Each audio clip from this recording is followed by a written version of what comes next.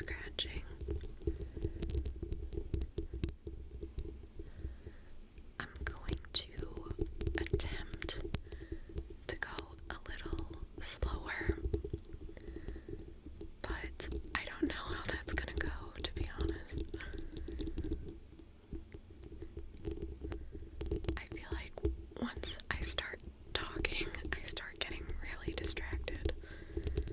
And like, the faster I talk, the faster I want to scratch. Like, I can feel it happening right now. But I was watching one of my other mic scratch ramble videos, and it was really bothering me how short my scratches were, I guess. So even if the slowness doesn't last, I'm going to at least try to make the scratches more continuous.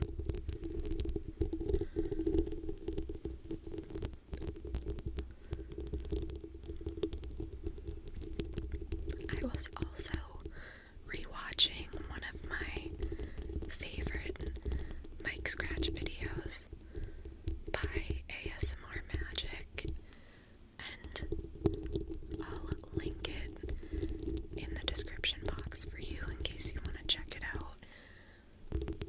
But her pace is perfect. It's so slow and gentle, and even her whispers are slow and intentional. I mean, I do market these as ramble videos, so it kind of comes with the territory that it's gonna be a little messier, I guess. But I admire the really controlled pace, I guess, of people like ASMR Magic. And I also did get one comment of someone saying that they wished it was slower, so they won't all be slow, but I figured I would try it out in this one.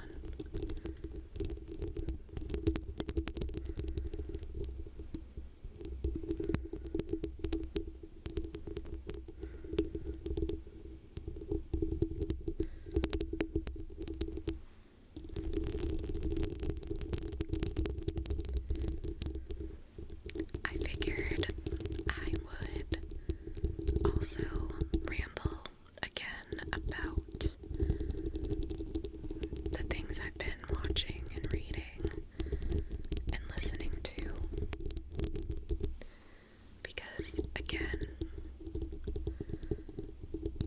those are my favorite things to ramble about, and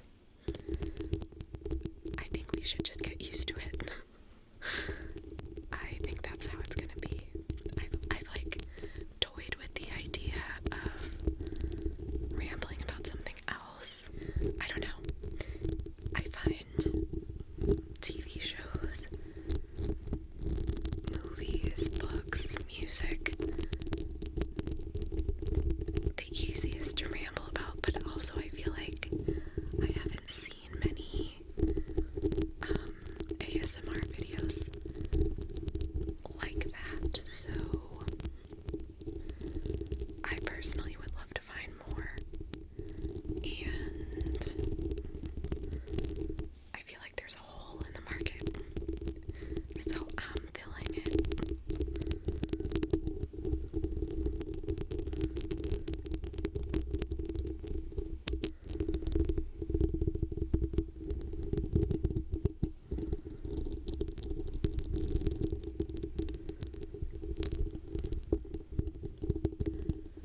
The first thing I want to talk about is Aftersun, because ever since I watched it last weekend, it's just been on my mind.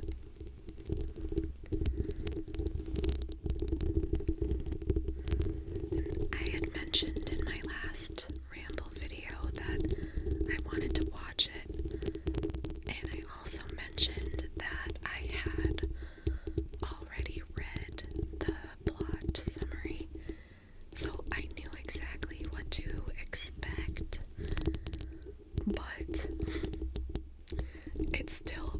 me way off guard, to be honest.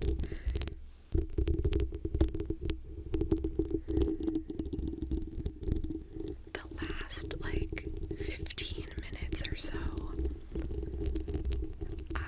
when I tell you I was sobbing, I'm not exaggerating. I was genuinely crying my eyes out.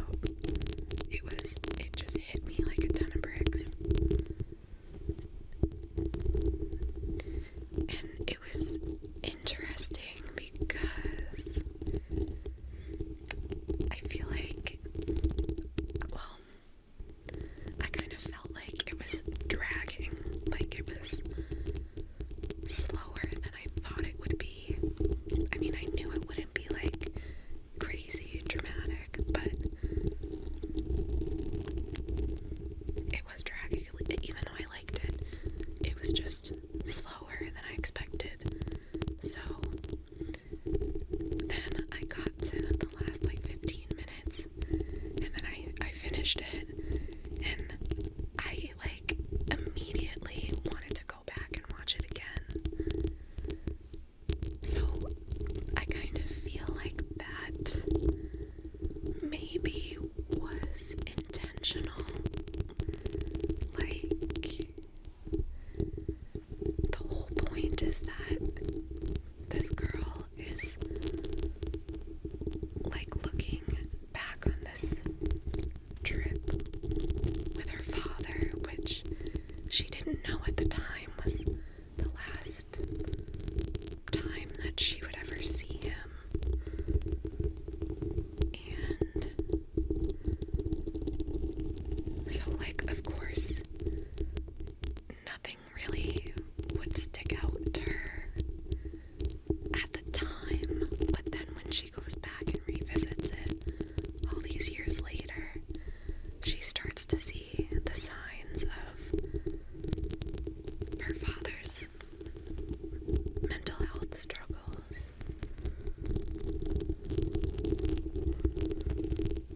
So I kind of feel like it was so, I never felt, I have, but I felt really connected to her as a character because I felt like I was going through the exact same thing that she was, because I had just gone through, I felt like I was on the trip with them. Then I would give anything to go back and watch it, to go back on that trip, which I think is how she was feeling as well.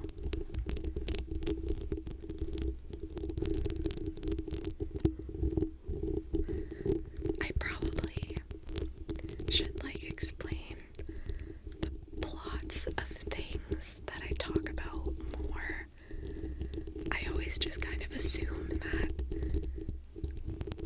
people have watched it, but that's so unrealistic. But I'm not good at explaining plots. I never, like I've said before, I really don't pay attention to the plot. I really only care about the characters.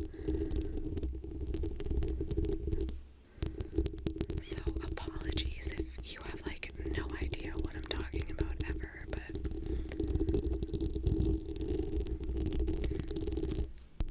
I'm gonna also link a video by, I don't think I wrote it down. I think it was the Oscar expert or something.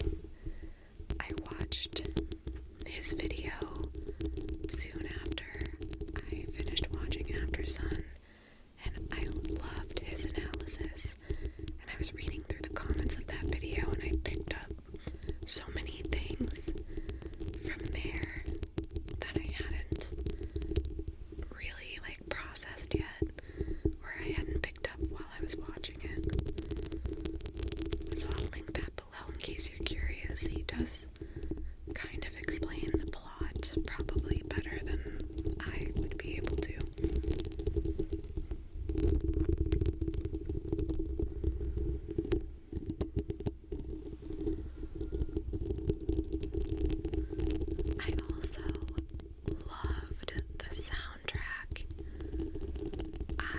always love a good soundtrack. Some of my favorite shows and movies are ones where the soundtrack plays like a really important role. Like, I just think that music can be used in such unique ways to elevate like characters' feelings, and it can pack like an emotional punch more than like dialogue or something, like more than a script could. Like, one of my favorite shows of all time is The OC, and there were so many good music moments in that show that really, like, it just made the whole show, in my opinion. And I kind of felt like that with Aftersun, which is another thing I wasn't expecting.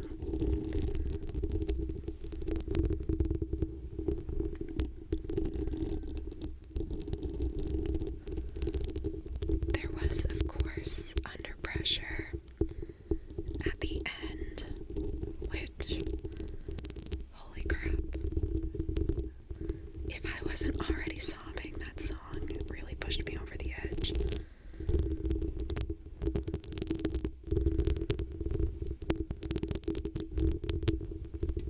And the lyrics, why can't we give love, give love, give love?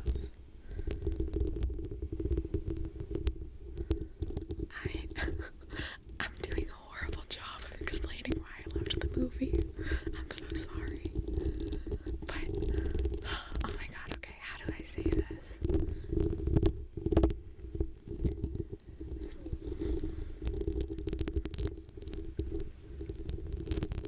The whole kind of idea is that the daughter now has a new perspective on this trip with her father that she didn't have at the time, because she was only like 12 years old.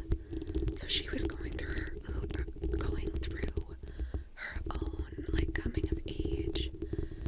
Meanwhile, her father was turning like 30, and he felt like he was at the end. He felt like he was kind of at like a dead end. I mean, we don't really fully know how he felt. We can only gather where he went after the end of the movie, and because it's from the perspective of the daughter, so we only have as much information as she had. So she didn't know at the time how much he was struggling. So there were all these moments, like he was putting himself under pressure. He was putting so much pressure on himself. And that's part of why that use of under pressure is so good. And there were a couple other songs. Losing My Religion, which has always been one of my favorite songs. The daughter sings that at a karaoke night at the resort, and she's like mad at her dad because he's not gonna sing with her, but it's because he's having like a bad mental health night. You know, he's just in his own head, and he can't bring himself to be there for her at that moment. So she's singing to him like, I'm losing my religion, I'm losing my faith in you, and I think I thought I saw you try, because he is trying. He's trying really hard, and he's doing such a good job with her, but he has to try hard because he's struggling so much in his own head. It's just so freaking sad. That's it. That about sums it up. It's just sad. But it's also like, it's bittersweet, because they did have a really fun trip together for the most part. And you can tell they have a lot of love for each other, even still.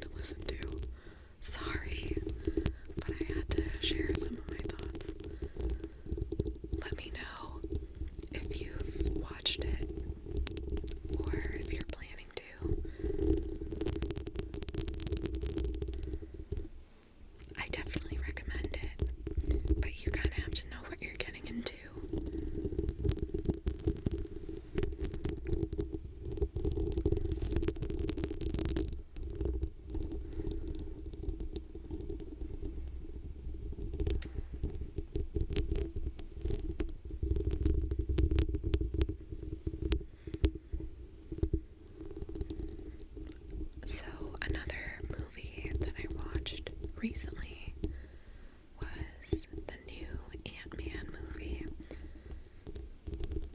I really don't have much to say about it. I thought it was really fun, but then I read the reviews after, and oh my god, it was bombing. I felt so bad. I was like, did we watch the same movie? I thought it was perfectly fine. I mean, I'm kind of over Marvel in general at this point, so I don't have high expectations anymore. Maybe that's why I had a fun time. Like, I wasn't really expecting anything crazy, so I just had fun with it. I loved, oh my god, what's her name? It's Cassie in the movie. I should know the actress's name because she's one of my favorites, and I follow her on Instagram, but I'm completely blanking on it. Oh my god, I'm gonna kick myself when I remember what it is, but anyway, I've loved her for a while. I watched The Society, which she was in on Netflix, and she was so good in that. So I thought she did a really great job, but the reviews on Letterboxd, holy crap. People were dragging her. I felt so bad.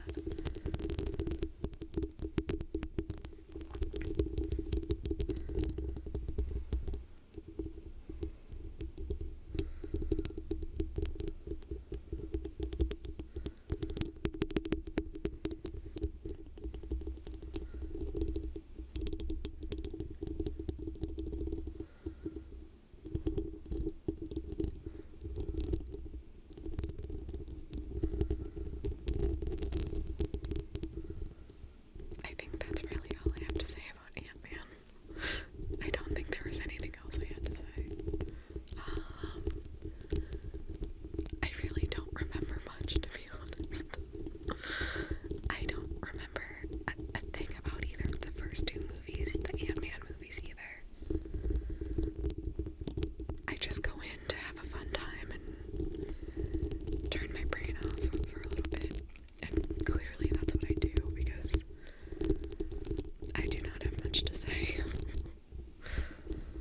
It was fun, though. If you're into that sort of thing, go for it.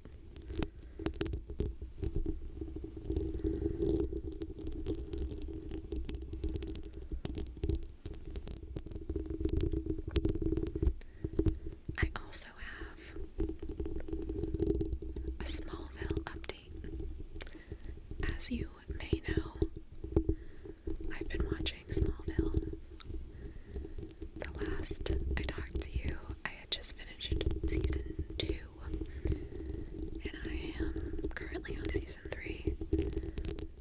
I've only watched like 9 episodes, I think, so I'm really not. I'm like about halfway through the 3rd season, but the last couple episodes I watched were crazy.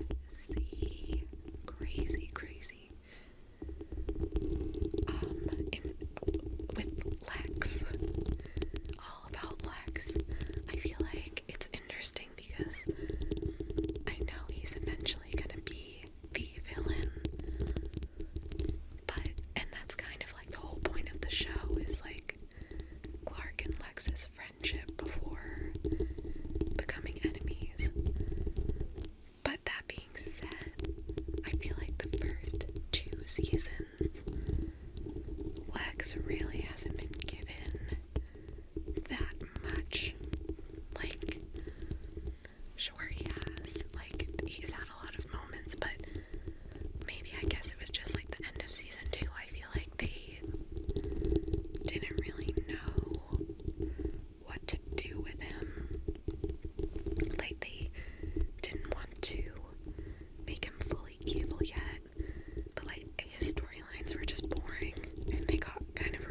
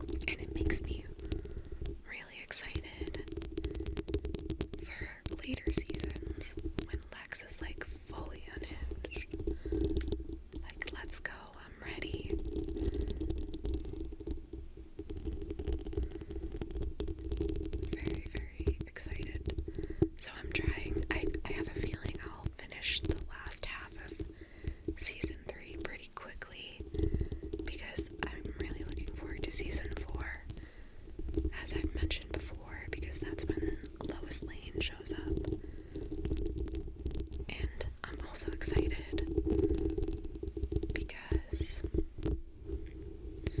I feel like I'm getting more excited as the further into the show I get, because I talked before about how I really like Clark and Chloe together, but I'm getting real sick of them now. Like, I'm not rooting for them as much anymore. Like, it was really fun at the end of season 1 because they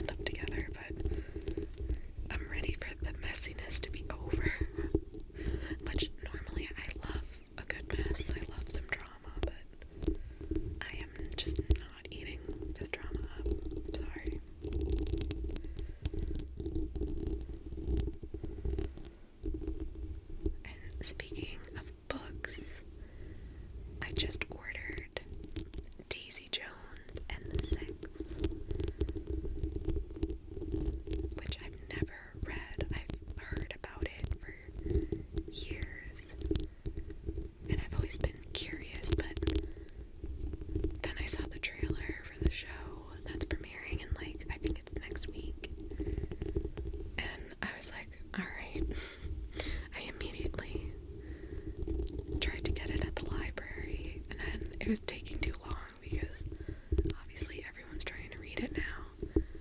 So then I just bought it. So the second I finish An Offer from a Gentleman, I'm gonna read that.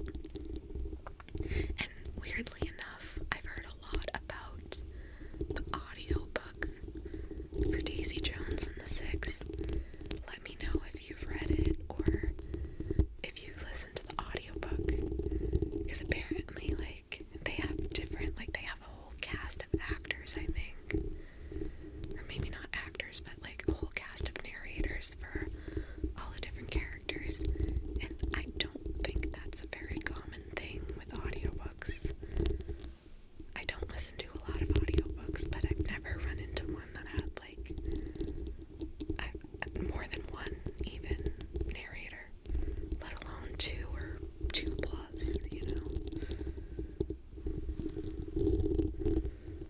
So I'm really gonna try to get that read before the show premieres. And I have to double check if all the episodes are coming out at the same time, or if it's like a one episode a week thing. I kind of hope it's one episode a week so that I have time to read the book. But I really do like, I'm not a good binge watcher, so I like that this one episode a week thing is kind of coming back, or like how Netflix like splits their seasons into two now. Like, yeah, Netflix is kind of, obviously they're doing that, I think, to make people stretch their subscriptions longer, because everyone is canceling because they've raised the prices, and they're cracking down on like sharing passwords. But I like having time to process and digest the shows that I watch. So sure, it's a cash grab or whatever, but I appreciate it.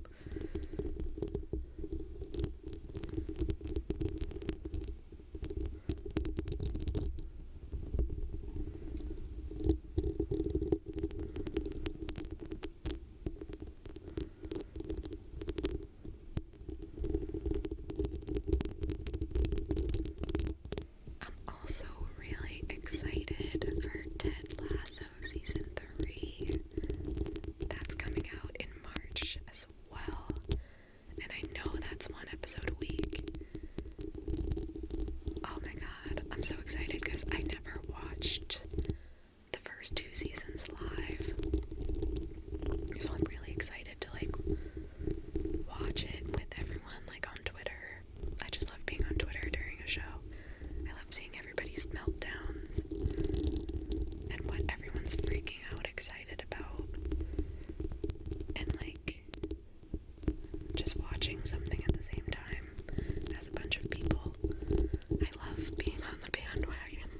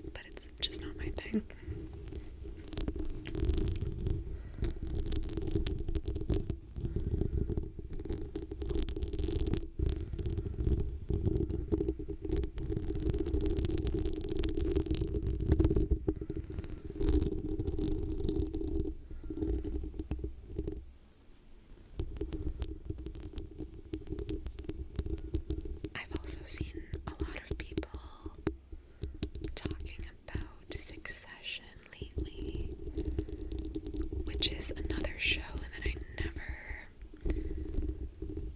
hopped on the bandwagon for, but I feel like I know quite a bit about because I'm always like reading the tweets and the Tumblr posts and everything. I'm really curious about it, but I tried to watch the first episode and I just couldn't get through it.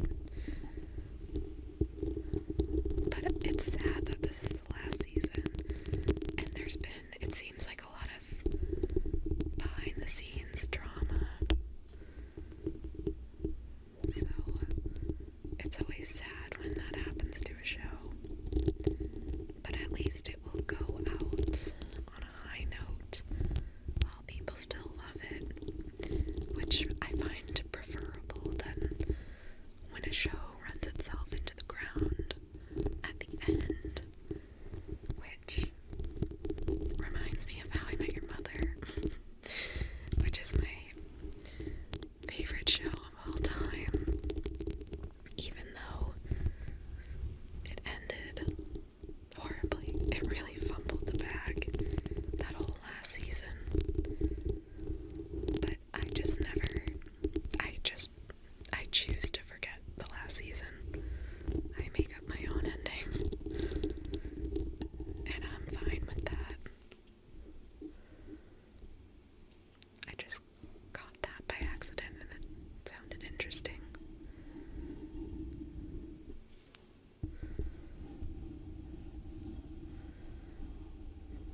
I don't know how I feel about that. It's not bad. A little break from the scratching. Let's do a scratch into the bass.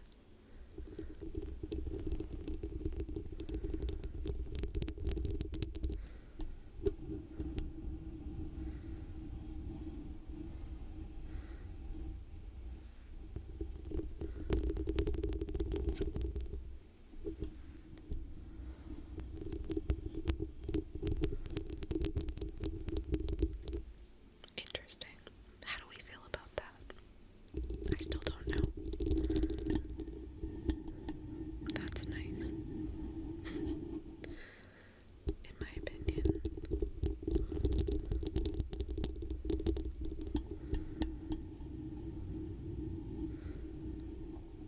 Okay. Let's get back to this. Yeah, so the reason I brought up How I Met Your Mother is because I wanted to talk about How I Met Your Father, which I meant to bring up in my last video, but I forgot. I've been watching that, and I like it, but I still feel like it does not hold a candle to the original, but I don't know, I just feel like some of the cast, they're not selling it in the way it needs to be sold, and like, sometimes it's funny, but most of the time it's just cringy. But I do love, I don't like Jesse. I'm just gonna say it. I don't like him.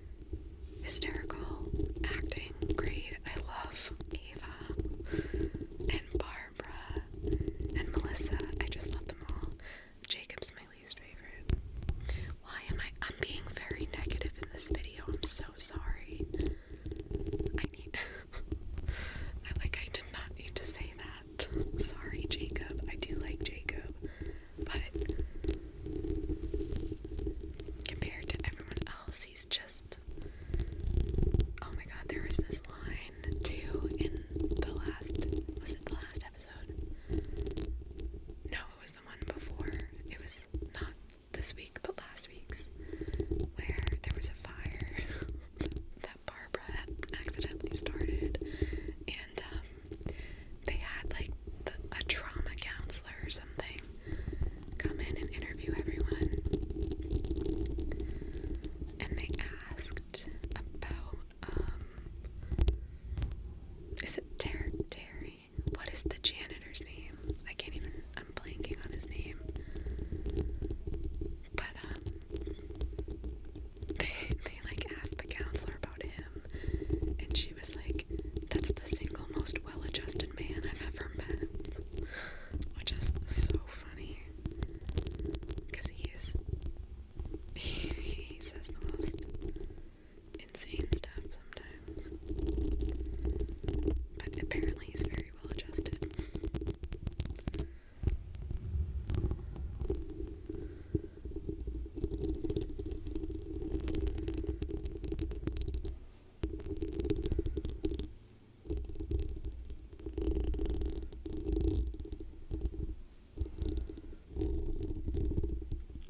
I also wanted to mention an album that I've been loving lately, which is This Is Why by Paramore.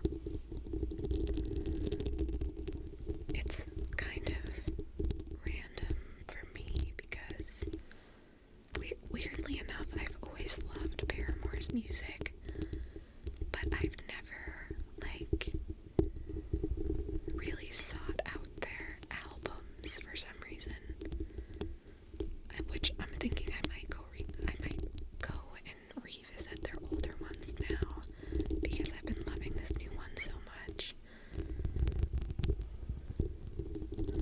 Like, I've always loved most of their songs. I think the Riot album is probably the one that I'm most familiar with.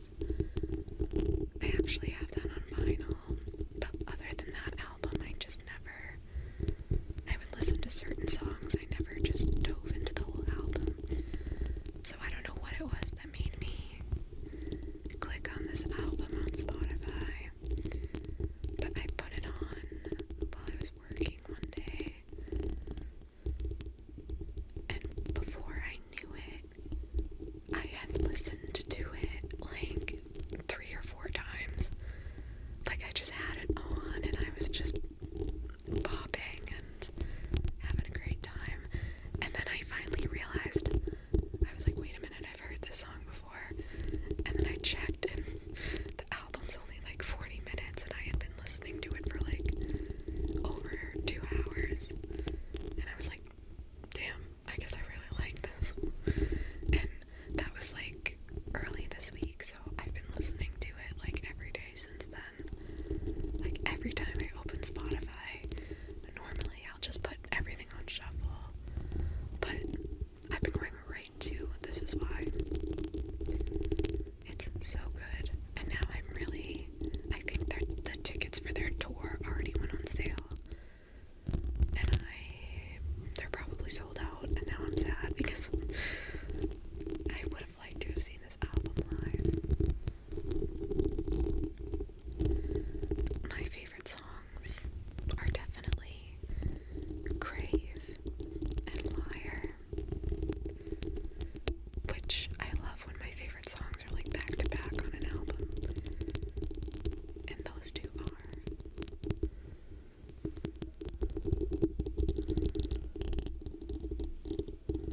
So let me know if you've listened to